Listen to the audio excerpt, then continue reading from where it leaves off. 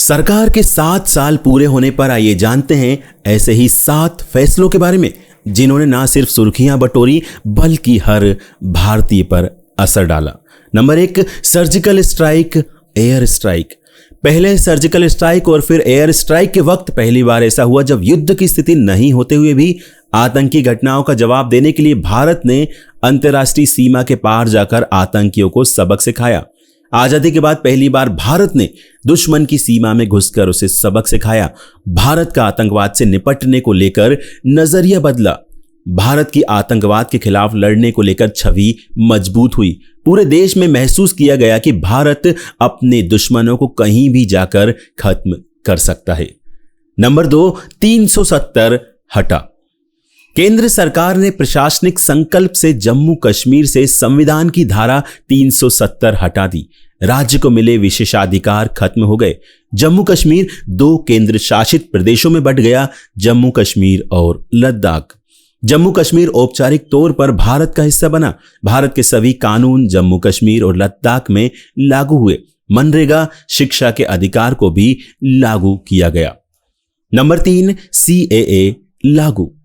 नागरिकता संशोधन अधिनियम यानी कि CAA बांग्लादेश, पाकिस्तान और अफगानिस्तान से आए गैर मुस्लिम यानी कि हिंदू, बौद्ध, जैन, सिख, पारसी और ईसाई प्रवासियों को नागरिकता देता है।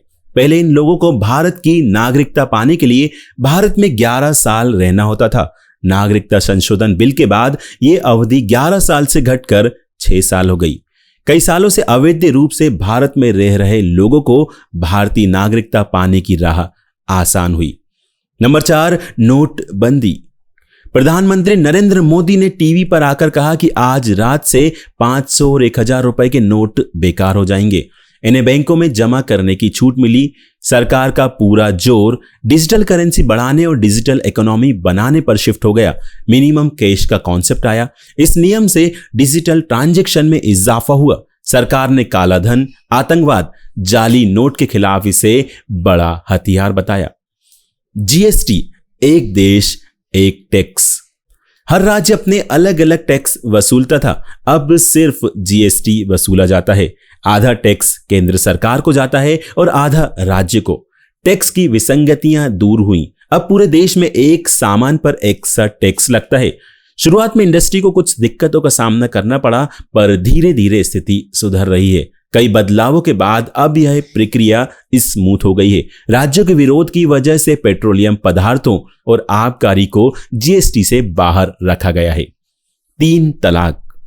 केंद्र सरकार ने कानून बनाकर मुस्लिम महिलाओं से 3 बार तलाक कहकर संबंध खत्म करने की प्रथा को गैर कानूनी बनाया। ऐसा करने वालों के लिए 3 साल की सजा तय हुई। मुस्लिम महिलाओं के लिए गुजारा भत्ते, मुआवजे की व्यवस्था भी की गई। कोई मुस्लिम पुरुष अपनी पत्नी को 3 बार तलाक कहकर संबंध खत्म करता है तो उसे 3 साल की सजा भुगतनी पड़ती है। 3 तलाक के केस घटकर 5 से 10% ही रह गए हैं। बैंकों का विलय। बैंकों को बढ़ते NPA से राहत मिलने और उपभोक्ताओं को बेहतर बैंकिंग सुविधाएं मुहैया होने की बात कही गई।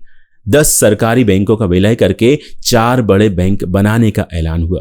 ग्राहकों को बेहतर सुविधा मिल रही है। बैंकों का खर्च कम हुआ। बैंकों की प्रोडक्टिविटी बढ़ी। बैंकों की आमदनी बढ़ने में मदद मिली। टेक्नोलॉजी में ज्यादा निवेश करने का मौका मिला। इसके साथ ही बेहतर ढंग से प्राइवेट बैंक से मुकाबला करने की कोशिश कर पा रहे हैं। साथ ही डूबते लोन को काबू करने में भी मदद मिली।